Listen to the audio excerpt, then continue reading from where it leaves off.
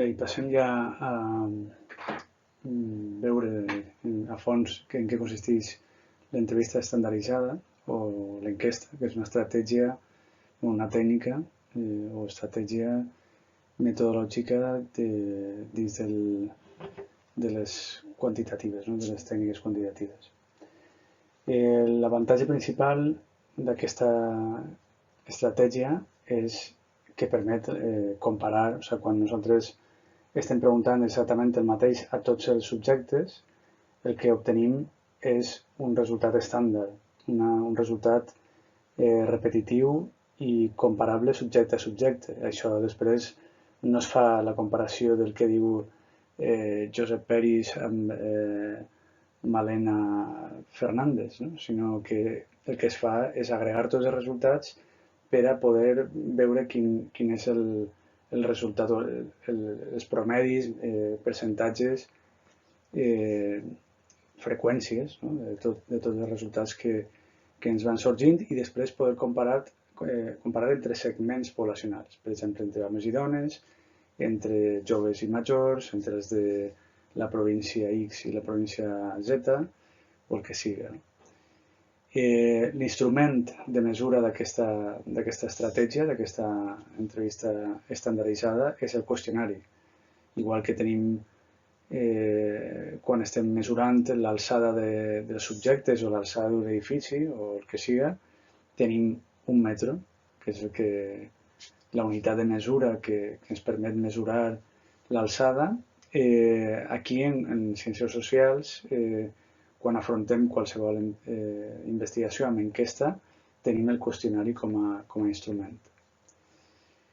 I això és, el qüestionari és este formulari on ordenem totes les preguntes, fem un ordre per tipus de preguntes, però també per un ordre temàtic, i si és un qüestionari en paper que hem d'anar complimentant, doncs ahí és registrar les preguntes, i pot ser un qüestionari que estigui en una tablet o que estigui en qualsevol plataforma web, no?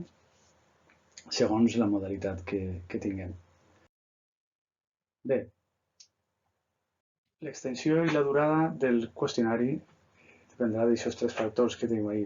En primer lloc, el pressupost. Quan més pressupost tinguem, això ens permetrà, no tenim per què fer-ho, però això ens permetrà una extensió major i una durada també més àmplia. En segon lloc, la quantitat d'informació que es desitja tenir de l'entrevistat i les preguntes que són necessàries per obtenir aquesta informació.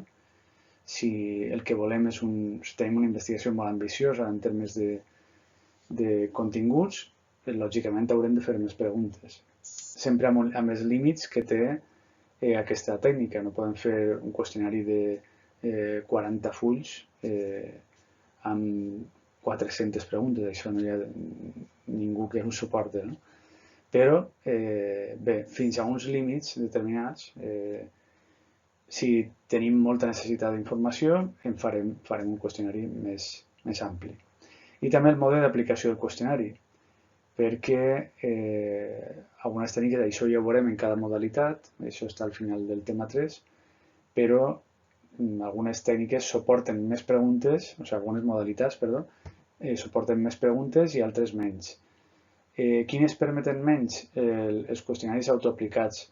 Si no media la intervenció de ningú entrevistador, lògicament les possibilitats d'escape, entre cometes, de l'entrevistat són majors. Tu tens un qüestionari d'internet com molts dels que esteu contestant quan feu avaluacions de professors o de serveis i tal.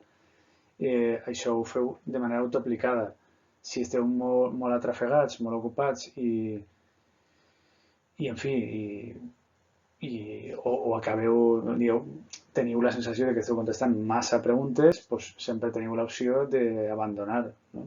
I clar, això si no hi ha un entrevistador que diu, bueno, sí, acabem en 2 minuts, no us preocupeu que falta molt poquet. Si no tenim aquesta ajuda de l'entrevistador, les possibilitats d'abandonar el qüestionari seran majors. Per tant, com a plantejament de partida, un autoaplicat siga en paper o siga per internet o per correu electrònic, suporta menys preguntes, menys. El telefònic en suporta unes poques més, perquè tenim una persona a l'altre costat de la línia que ens està guiant, que està fent-nos de dic de contenció per a que no se n'anem, però nosaltres el nivell de compromís que tenim amb aquesta persona que està a l'altre costat de l'aparell no és tan gran com si fos cara a cara. Per tant, la telefònica permet que és més que l'autoplicada, però menys que una enquesta cara a cara. L'enquesta cara a cara és la que suporta, la que permet un qüestionari més llarg. Val? Bé, i això que vos poso al final, l'extensió del qüestionari no es mirarà només pel nombre de preguntes, sinó per la durada mitjana de l'entrevista, perquè n'hi ha preguntes que requereixen més temps d'exposició, perquè hi ha preguntes que es subdivideixen en diverses. Per exemple, de les següents afirmacions que vaig a llegir-li, digue'm en quin grau està d'acord amb cadascuna d'elles. I, no sé, les afirmacions que jo li llisca a l'entrevistat poden ser 2 o poden ser 20. No?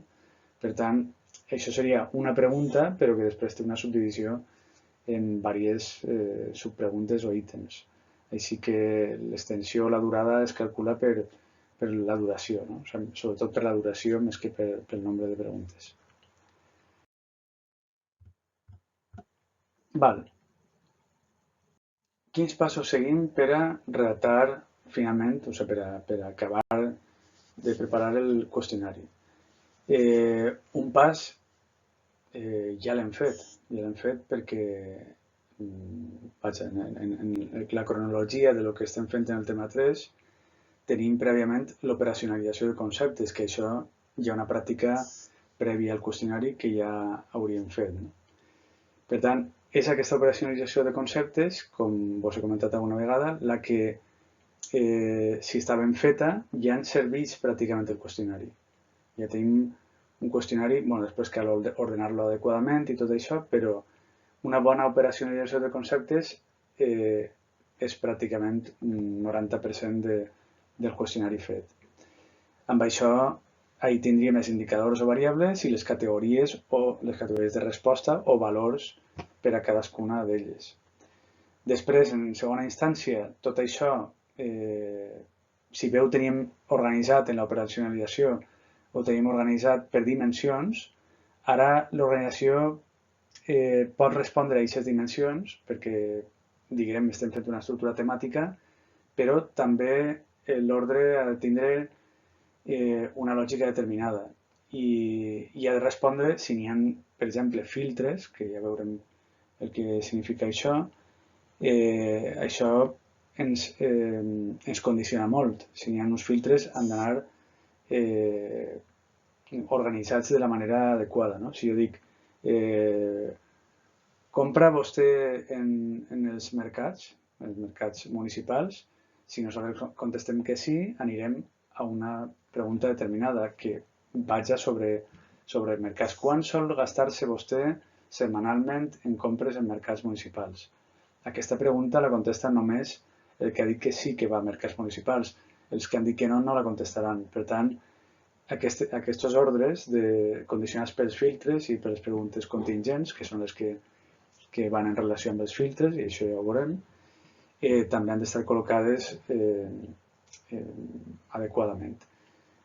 Quan hem fet un poc l'estructura, hem fet tot aquest ordre, és quan ja redactem el qüestionari definitiu i el codifiquem adequadament. No? Pregunta 1, això es fa la notació tant en català com en valencià com en castellà, es diu P1. No? P1, acudeix vostè setmanalment als mercats municipals? Després, les categories de resposta són numèriques, 1, sí, 2, no, però sense la lletra davant. El que distingeix la pregunta de la resposta és que la pregunta dura la lletra davant, la P en el cas nostre, la Q en el cas dels anglosaxons. Bé, aquí tindríem diferents elements d'aquest qüestionari que han de ser tinguts en compte. Val? Primer de tot tenim un missatge de presentació. Aquest missatge de presentació cal fer-lo, no és que hagi de ser molt extens, però sí que ha de contenir algunes informacions clau de manera necessària. Aquí teniu alguna, però no és l'única. Això és per simplificar, per tenir així algunes coses, però el missatge de presentació s'ha d'identificar efectivament l'entitat que realitza l'estudi, o sigui, ens presentem, imagineu-vos que som l'empresa, no sé, Z, no? Nosaltres som l'empresa Z, una empresa d'estudis de mercat o d'estudis d'investigació social, que estem fent un estudi i aleshores també indiquem la finalitat de l'estudi. L'estudi que estem fent és sobre les necessitats de serveis públics en els municipis, no? Per exemple. Hem d'especificar succintament, tampoc cal que soltem, tampoc hem de donar massa pistes, no hem de predisposar massa a l'entrevistat, li hem de donar la informació, saber per a què el requerim, per a què volem que parle, però tampoc hem de contar-li massa detall, no? Perquè això el que fa inconscientment és que el qüestionari el subjecte es prepara per a contestar el qüestionari d'una determinada manera i tampoc volem això. Volem que tinga certa espontaneïtat, perquè si no es prepara les preguntes n'hi ha més possibilitat de que conteste amb veracitat. Bé, identifiquem qui som, que és l'empresa, quina és la finalitat del nostre estudi, però també hem de garantir l'anonimat de les respostes. O sigui, hem de garantir-li a la persona que estem entrevistant, en aquest missatge de presentació, que les seues respostes seran completament anònimes. Això no vol dir que no li preguntem el nom, perquè per al control del treball de camp li preguntarem el nom i li preguntarem el telèfon, perquè després l'empresa, per a cada entrevistador, escollirà a l'atzar no sé, entre un 5 i un 10% dels qüestionaris que ha fet cada entrevistador i els cridarà per a saber si efectivament han contestat un qüestionari el dia tal, no? Per tant, cal el nom i el telèfon de la persona. Això no significa que hem d'aclarir-li a l'entrevistat o entrevistada que la garantia de l'anonimat és que no s'associarà les respostes que dona amb el seu nom. O sigui, no diguem, aquesta opinió és la de Perico Pérez, no? No farem això. La seva resposta quedarà agregada en el conjunt de les respostes de tots i només preguntem el nom i el telèfon perquè això servisca de control. I també en aquest missatge de presentació agraïm anticipadament la col·laboració. Encara no s'ha donat, l'entrevistat encara ens ha dit que sí, però nosaltres ens anticipem i ho agraïm dient que la seva contribució serà molt important per a nosaltres perquè això ens permetrà tenir un estudi sobre les necessitats de no sé què, en fi, el que sigui, no? Per tant, aquestes 4 coses, agraïment al final, identificació del qui som, de l'entitat o del grup que fa la investigació, finalitat de l'estudi, de què va l'estudi, garantia d'anonimat i agraïment. I prèviament saluda, no? O sigui, evidentment comencem amb bon dia, bona tarda, el que siga, això, la saluda, això, evidentment. Aquest missatge de presentació penseu que es prepara estandarditzadament, però se suposa que és el que nosaltres diem espontàniament quan ens apropem a la persona. Aleshores, tot això ha d'estar. La saluda primer, dir qui som. Hola, nosaltres som l'empresa Z. Estem fent un estudi sobre les necessitats de serveis públics del municipi en el qual vostè viu. Li agraïm molt que col·laborarà amb nosaltres per a fer aquesta investigació, que seran unes quantes preguntes, i això. Li comentem això i Bueno, i la garantia de l'anonimat. Li agraïm que col·laborarà amb nosaltres i li garantim que les seues respostes no estaran associades al seu nom. Les seues respostes formaran part d'un agregat de conjunt de respostes que no l'identificaran a vostè. Per tant, quedaran en un complet anonimat. Això quant al missatge de presentació. En segona instància tenim preguntes de control analític o de classificació, que són totes aquestes de gènere, edat, estat civil, ocupació, ingressos, nacionalitat, municipi de residència, etc. Són dades, sobretot, sociodemogràfiques. Això n'hi ha qui ho posa al principi i n'hi ha qui ho posa al final.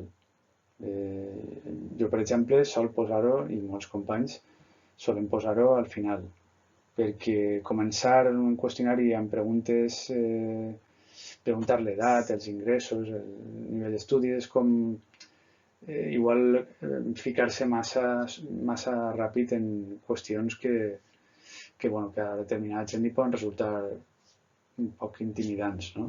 Preguntar-les. Per tant, això és en la teoria sobre això es diu que es pot posar al principi o al final. És a dir, que és manuals sobre enquestes, sobre metodologia. Però, això cadascú pot fer el que vulgui i jo l'experiència ens diu que al final ve un poc millor, no? Però, en fi, això com ho vulgueu. Després vindrien les primeres preguntes, preguntes que són preguntes senzilles, generals, introductòries de la temàtica. No han de ser massa complicades perquè no podem desincentivar a l'enquestat o enquestada ja de primeres. Hem de despertar el seu interès, mantenir la seva autoestima, que sàpiga contestar, són coses senzilles, que la persona veu que té alguna cosa a dir, que sap el que està dient i tot això. I per tant, això és sobretot el que s'ha de preguntar ahir, no? De vegades es fa l'estratègia, és molt habitual fer l'estratègia de l'embús, de l'embudo, de lo més general, o sigui, del més ample, a lo més particular. Anem cada vegada concretant més, no? Les preguntes que anem fent. A mitjan qüestionari se solen situar les preguntes clau. És prou habitual que es faci així per a, si hi ha un abandonament del qüestionari, siga en la modalitat que siga, almenys s'haurà arribat a les preguntes que considerem clau i les tindrem. Pot ser l'últim terç, per exemple, del qüestionari el tindrem en blanc perquè no l'ha contestat, però sí que tindrem algunes preguntes clau. Per tant, és com una espècie d'estratègia per a garantir que allò que més ens interessa ho hem obtingut. Després també les preguntes compromeses se solen situar cap a la fi, quan ja s'ha generat un clima de confiança, quan ja ens ha contestat molta part del qüestionari, per tant, si no ens contesta això del final, ja tenim l'altre. El que passa és que moltes preguntes compromeses coincideixen amb les preguntes clau. Per tant, això implicaria que hauríem de preguntar-ho per la meitat i en fi, i que si no ens contesta, doncs tindríem que prescindir d'això, no? Però, en fi, que té bastant relació lo clau i lo compromès. Al final de tot tenim les preguntes de control instrumental i les preguntes de treball de camp. Algunes d'elles es posen al principi, això no m'ho hem posat ahir per no liar, però algunes preguntes de control instrumental, per exemple, el número de qüestionari, número d'entrevistador, fins i tot també es pot posar, són coses que venen al marge superior dret del full, no? Això quan tenim en paper, no? El tradicional ha sigut això. Però la majoria de les preguntes de control instrumental i de treball de camp van al final. Ahir es pot preguntar o anotar, moltes coses ni es pregunten, perquè són dades que recull el propi entrevistador o entrevistadora. La data, això és important, posar la data en què s'ha fet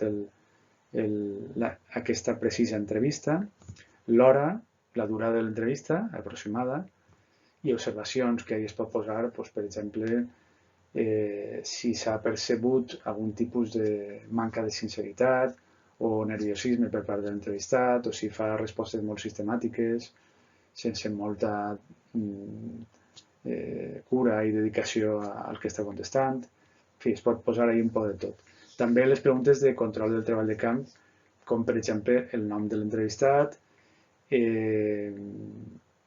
el barri podria ser una pregunta de control analític del segon bloc, però també alguns ho consideren una pregunta de control del treball de camp. També es pregunta el control del treball de camp, lògicament, el telèfon de l'entrevistat, per a després poder trucar-li si és un d'aquest 5-10% d'entrevistats a l'atzar que es toca per a controlar que s'ha fet el treball de camp. No? En fi, tot això seria l'estructura base del qüestionari.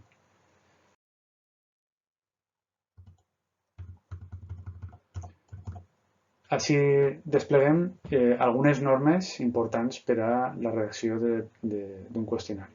Vale? Primer, mai es deuen tractar dos temes en un mateix enunciat. Per exemple, no es pot enunciar una pregunta al voltant de la qual es pot estar alhora a favor i en contra.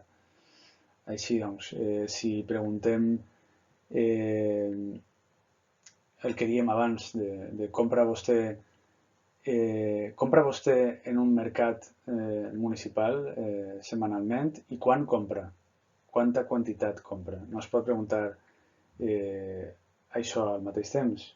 Això seran dues preguntes, perquè una tindrà el sí i el no i l'altra, si contesta que sí, podrem contestar amb una casella la quantitat de diners que es gasta o coses així, però no es pot fer tota una aglomeració de preguntes, sobretot perquè el que diu ahir, algunes d'elles podrien ser, si foren opinàtiques les dues, com per exemple, està vostè a favor del govern municipal i quanta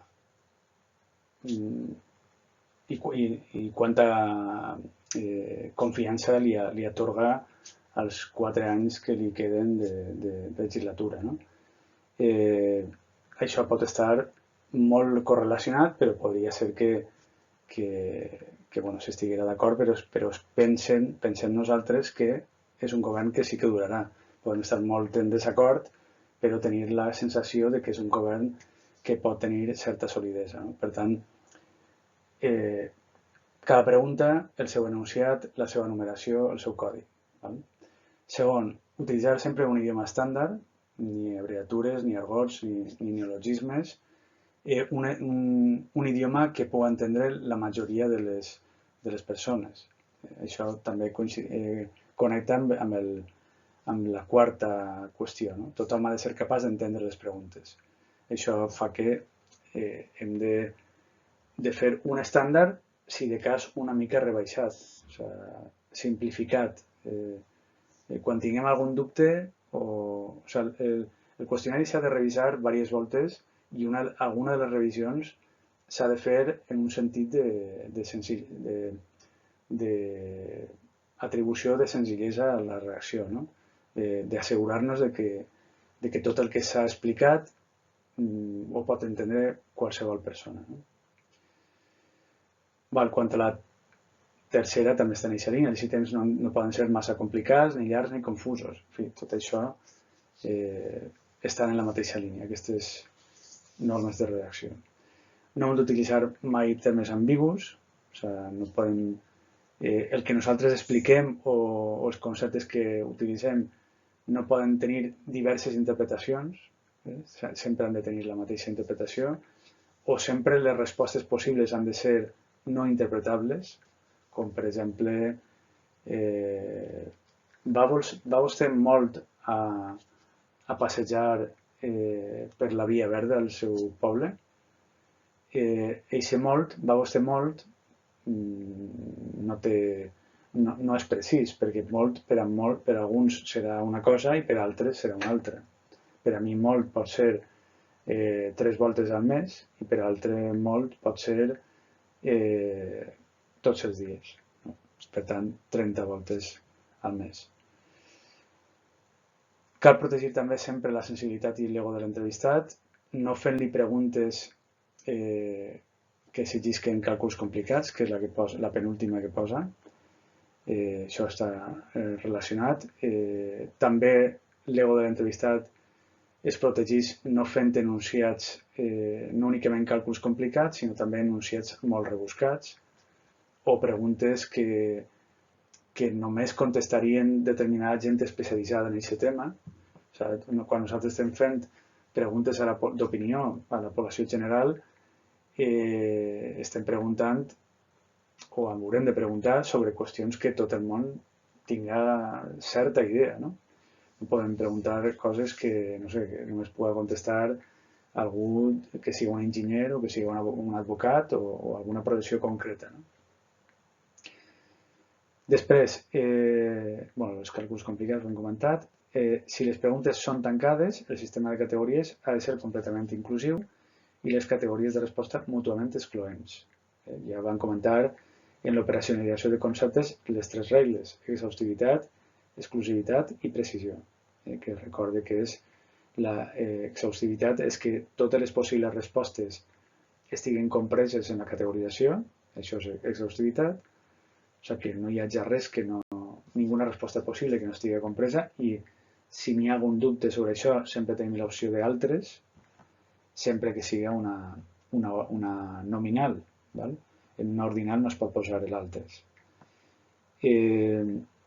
Després tenim la regla de l'exclusivitat, que és que cada categoria ha de ser única en si mateixa, no pot contenir altres possibles categories, com allò que diem dels colors, el color blau i el color turquesa. Com el turquesa alguns el consideren una variant del blau, estaríem incomplint la regla de l'exclusivitat si posem turquesa. O si posem en un interval d'estos de quantitat, quantes vegades va vostè, normal és contestar això amb valors, de quantes vegades, es posa una casella en blanc, però sí, i es contesta, no? El valor. Quantes vegades? 7 o 20 o 32.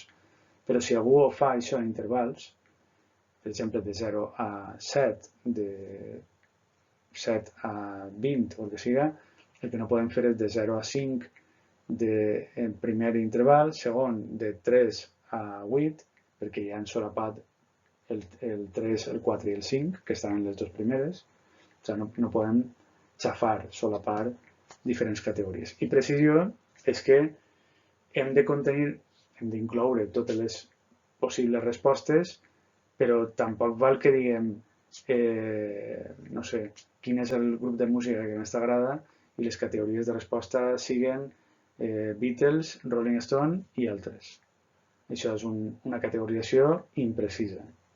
No podem posar només 2 grups, encara que siguin els que tots semblen reconèixer com els millors dins del pop rock de la història, perquè en calen prous més, no? O sigui, això s'hauria de recórrer, per exemple, a algun llistat de les nombre major de descàrregues o audicions en Spotify, qui és el que més en té, i llavors posem els 10 primers del llistat i l'11 posem altres, no? Això seria una categorització una mica més precisa. Val. Això quant a les normes. I així tenim exemples d'enunciats crítics en relació amb això que estàvem comentant. Val?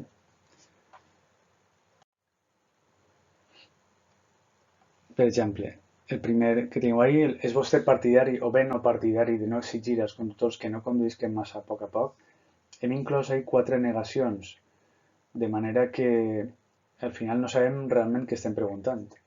Hem fet una quantitat de subordinades diferents, totes en negatiu, que al final no sabem si acaba sent un positiu per acumulació de negatius o què passa amb això, no? Això no es pot fer, no es pot plantejar així, i de fet s'ha de fugir de les redaccions de preguntes en negatiu. Això s'ha d'intentar no fer-ne, a no ser que estigui justificadíssim. Següent enunciat, o sigui, estan tots mals. Anem a explicar per què estan mal. O sigui, estan en relació a les normes que acabem de veure. Creu vostè que és positiu que els menors d'edat mantinguin relacions sexuals i que en aquelles relacions sexuals utilitzen anticonceptius? Lògicament, assumien dues preguntes i en aquestes dues preguntes, o sigui, la resposta és sí o no. Hem de dir si és positiu o no és positiu, no? Aparentment, sí o no. És positiu o no és positiu. Però, clar, nosaltres podem veure positiu,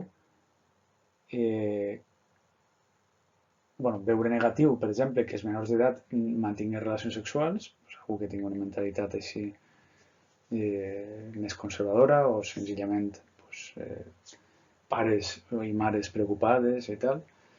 Però després, veure que això no està del tot bé, però que després pensen que si n'hi ha aquestes relacions, que siguin amb anticonceptius. Per tant, seria un no, sí. No? O sigui que no sempre coincidiria l'afirmació. Així que clarament el que s'ha de fer és separar i fer les dues preguntes per separat. Tercera. Perdó. Quantes vegades va anar vostè al metge l'any 1995? Molts de vosaltres, gairebé tots, no hauríeu ni nascut, per tant, això no podríeu calcular-ho, però vaja, en el cas de que fos algú que sí que hagués nascut, molt complicat, per no dir pràcticament impossible, recordar-se'n d'això. Si un va anar al metge i quantes vegades va anar. Més aviat pot ser si va anar, no? Perquè moltes persones no van, no van molt al metge, no? Però en definitiva, molt complicat saber-ho, això. Per tant, això no es pot preguntar. Es pot preguntar sobre l'any en curs, en tot cas, o preguntar-li habitualment quina és la freqüència amb què va al metge. Però més enllà d'això, aquesta pregunta no seria correcta. Després, està vostè a favor, perquè aquesta pregunta no seria correcta, la del metge, perquè exigís un càlcul complicat.